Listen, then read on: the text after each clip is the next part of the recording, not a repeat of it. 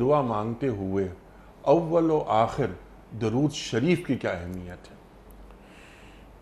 اصل میں درود شریف وہ عبادت ہے، ظاہر ہے سب کو پتہ ہے کہ جو سورہ احزاب کی آیہ مبارکہ کے مطابق اللہ تبارک و تعالیٰ اور اس کے فرشتے اس میں شریک ہوتے ہیں، اور اللہ نے اس میں حکم دیا یا ایھا الذین آمنوا صلوا علیہ وسلموا تسلیما کہ اس میں صلاۃ و سلام بھیجو تم وہ کرو۔ یہاں پہ ہم ایک وضاحت کر دیں کہ دیکھیں جو یہاں وسلموا تسلیما کی ترکیب آئی ہے مفعول مطلق کی، اس کے معنی یہ ہیں کہ صلو کے تمانے یہ ہوئے کہ صلو علیہ کہ ان پہ صلوات بھیجو، وسلموا تسلیما کے معنی یہ ہیں کہ عملاً ان کی بات کے سامنے، اس کے اسوے کے سامنے، اس کے حدیث کے سامنے اپنا سر تسلیم خم کر، سبحان اللہ، یعنی یہ پریکٹیکل آسپیکٹ ہے، وہ زبان سے ادا کرنا ہے۔ اب یہ پورا درود صرف زبان سے ادا کرنا نہیں ہے، بلکہ اس کو پریکٹیکلی اپنی لائف میں امپلیمنٹ کرنا ہے، اس کو کرنا ہے، سر تسلیم کو خم کرنا ہے۔ سبحان اللہ۔ تو جب اللہ تبارک و تعالیٰ اس میں وہ ہے تو حدیث میں یہ آتا ہے کہ اللہ تبارک و تعالیٰ کو یہ فرماتا ہے، گویا ایک طرح سے حدیث قدسی بھی ہے کہ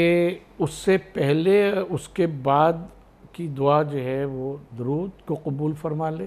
اس کے آخر میں درود ہو تو اس کو قبول فرما لے، اور بیچ کی دعا جو ہے اس کو پروردگار چھوڑ دے، یہ اس کے رحم و کرم سے بہت فرق ہے۔ جی، لہٰذا جب درود پڑھا جاتا ہے اور پہلے اور بعد میں دعا کے، تو اللہ تبارک و تعالیٰ جب ان دو دعاؤں کو قبول کرتا ہے خود اپنے فرمان کے مطابق، تو پھر بیچ کی جو دعا اگر وہ جائز ہے، اگر وہ جائز ہے تو اس کو ابتدا میں نہیں آتی کہ اب کوئی یہ دعا کرے کہ پروردگار مجھے نبی کا رتبہ عطا فرما دے، کسی نبی کا، یہاں تک کہ نبی کریم صلی اللہ علیہ وآلہ وسلم نے فرمایا کہ اگر میرے بھائی سلیمان نے یہ دعا نہ مانگی ہوتی رب حب لی من لدنک ملکا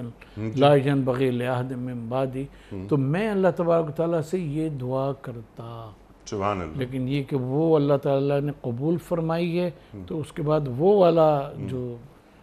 گویا کہ ملک ہے وہ اللہ تبارک و تعالیٰ سبحان اللہ، سبحان اللہ۔ تو اول و آخر درود شریف کا اہتمام ضرور کرنا چاہیے۔